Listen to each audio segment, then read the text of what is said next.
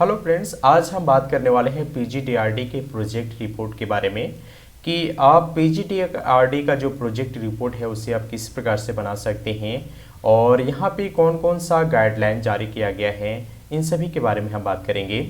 तो देखिए फ्रेंड्स, यदि आपने पीजीडीआरडी में नामांकन ले रखा है पीजीडीआरडी, ठीक है, तो जब आप पीजीडीआरडी में नामांकन ले रखे हैं तो ये नामांकन लेने के बाद में आपका एग्ज़ाम होता है और एग्ज़ाम होने के परिणाम स्वरूप आपको एक पेपर तैयार करना होता है RTD 05, जिसको बोलते हैं प्रोजेक्ट रिपोर्ट, ठीक है। तो ये प्रोजेक्ट रिपोर्ट तैयार करने के परिणाम स्वरूप आपको इसे इग्नू में सबमिट करना पड़ता है और इसी के परिणाम स्वरूप आपका फाइनल रिजल्ट जारी होता है। तो प्रोजेक्ट रिपोर्ट तैयार करने के लिए सबसे पहले आपको 10 पेज का एक सिनेप्सिस लिखना पड़ेगा। और ये सिनेप्सिस आप कहाँ से लिखेंगे?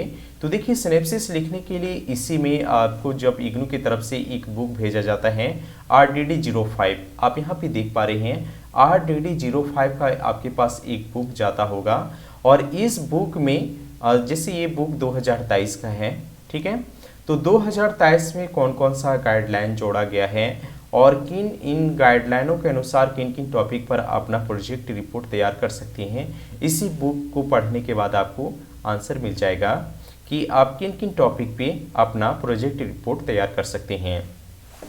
तो प्रोजेक्ट रिपोर्ट तैयार करने से पहले सबसे पहले आपका ये 10 पेज का सिनेप्सिस तैयार करेंगे और ये सिनेप्सिस अपने सुपरवाइज़र यानी निरीक्षणकर्ता के पास जाएंगे और उनसे अप्रूवल लेंगे। वहाँ पे जाने के बाद में आप बताएंगे कि मैं ये टॉपिक पे अपना प्रोजेक्ट रिपोर्ट तैयार कर रहा हूँ। तो यदि उन्होंने आपको अप्रूवल दे दिया है तो आपका पीजीडीआरडी का जो प्रोजेक्ट रिपोर्ट है, ठीक है, वह 80 से लेकर के कम से कम 110 पेज, मिनिमम 80 और मैक्सिमम 110, या फिर आप इससे ज़्यादा भी ले सकते हैं, लेकिन 150 से ज़्यादा मत लीजिएगा, ठीक है, काफ़ी लंबे हो जाएंगे। तो मिनिमम 80 पेज और अधिकतम 110 से 150 पेज के बीच में आपको एक प्रोजेक्ट रिपोर्ट तैयार करना होगा जब आपको अप्रूवल मिल जाएगा तब। तो ये अप्रूवल लेने के लिए जो सिनेप्सिस तैयार करेंगे, ये अप्रूवल आपको इग्नू के सुपरवाइज़र ही आपको देंगे और आपको प्रॉपर गाइड करेंगे कि प्रोजेक्ट रिपोर्ट किस प्रकार से तैयार करना है। लेकिन फिर भी नए नए जो विद्यार्थी होते हैं उनको काफ़ी परेशानी होती है सिनेप्सिस तैयार करने में और प्रोजेक्ट रिपोर्ट तैयार करने में। तो मैं उसका भी आपके लिए एक समाधान उपलब्ध करा दूंगा। लिंक डिस्क्रिप्शन में डाला हुआ है जिसमें एक प्रोजेक्ट रिपोर्ट तैयार किया गया है और उस प्रोजेक्ट रिपोर्ट को ध्यान में देख सकते हैं। ये मार्गदर्शन के लिए सिर्फ मैंने डाल रखा है कि आप प्रोजेक्ट रिपोर्ट किस प्रकार से तैयार करेंगे और कहाँ पे क्या करना है, सारे उसमें लिखा हुआ है, ठीक है। तो आप उसके आधार पे प्रोजेक्ट रिपोर्ट तैयार करेंगे। और यदि आपके नज़दीक में सुपरवाइज़र हैं तो काफ़ी इंपॉर्टेंट है, सुपरवाइज़र आपकी ये जो प्रोजेक्ट रिपोर्ट है वो आसानी से आपको तैयार करवा देंगे। तो बेहतर यही है कि आप 10 पेज का सिनेप्सिस तैयार करें और अपने सुपरवाइज़र से जा कर के मिलें। अगर वो आपको अप्रूवल देते हैं तो आप अपना प्रोजेक्ट रिपोर्ट तैयार कर सकते हैं। लेकिन सबसे पहले ये यहाँ पे बात उठती है कि 10 पेज का सिनेप्सिस हम किस प्रकार से तैयार करें। तो देखिए फ्रेंड्स, यहाँ पे जो नया गाइडलाइन होता है, जो आपके पास RTD का जो पेपर है, ठीक है, जो ये आपका RTD 05, ये जो पेपर है RTD 05, इसमें प्रॉपर गाइड किया गया है कि नया गाइडलाइन जो 2023 में कौन कौन सा जारी किया गया है, आप किन किन टॉपिकों पे अपना प्रोजेक्ट रिपोर्ट तैयार कर सकते हैं।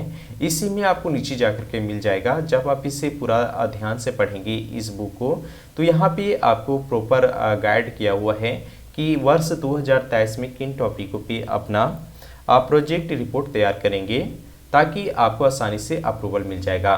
अब अप्रूवल किस प्रकार से लेना पड़ता है तो वो मैं आपको ये भी बता देता हूँ कि अप्रूवल लेने के लिए सबसे पहले जो आप 10 पेज का सिनेप्सिस लिखेंगे। अब ये सिनेप्सिस किस प्रकार लिखेंगे? तो सिनेप्सिस इस प्रकार लिखना है कि आप पिछले वर्ष इन टॉपिकों पे कोई भी प्रोजेक्ट रिपोर्ट, ठीक है, कोई भी प्रोजेक्ट रिपोर्ट तैयार नहीं किया गया हो।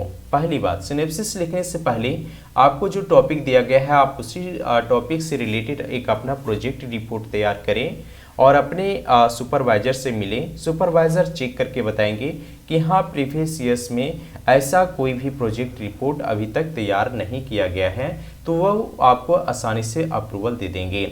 लेकिन यदि आपका प्रोजेक्ट रिपोर्ट सेम है, यानी प्रीवियस ईयर्स में इस प्रकार के प्रोजेक्ट रिपोर्ट अगर सबमिट किए गए हैं, ठीक है, अगर जो सेम यानी मैचिंग प्रोजेक्ट रिपोर्ट अगर सबमिट किया गया है, तो हो सकता है कि आपको जो सुपरवाइज़र हैं वो आपको अप्रूवल न दें। तो पहला तो तरीका ये है कि आप 10 पेज का सिनेप्सिस लेकर के अपने सुपरवाइज़र से मिलें और उनसे अप्रूवल पहले लें कि मैं इन टॉपिकों पे अपना प्रोजेक्ट रिपोर्ट तैयार करने वाला हूँ। उसके बाद जब वो अप्रूवल देते हैं तो आप प्रोजेक्ट रिपोर्ट तैयार करना शुरू कर दें।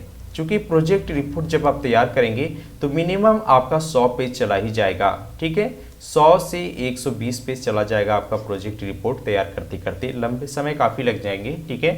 तो मैंने आपको पहले भी बता दिया है कि यदि आप प्रोजेक्ट रिपोर्ट देखना चाहते हैं कि किस प्रकार से प्रोजेक्ट रिपोर्ट बनाया जाता है, तो उसका PDF फाइल भी मैं डिस्क्रिप्शन में डाल दूंगा, जहां से आप डाउनलोड करके देख सकते हैं कि प्रोजेक्ट रिपोर्ट किस प्रकार से तैयार किया जाता है। अब हम यहाँ पे नीचे देखेंगे कि प्रोजेक्ट रिपोर्ट तैयार करने में किन किन बिंदुओं को ध्यान में रखना होता है।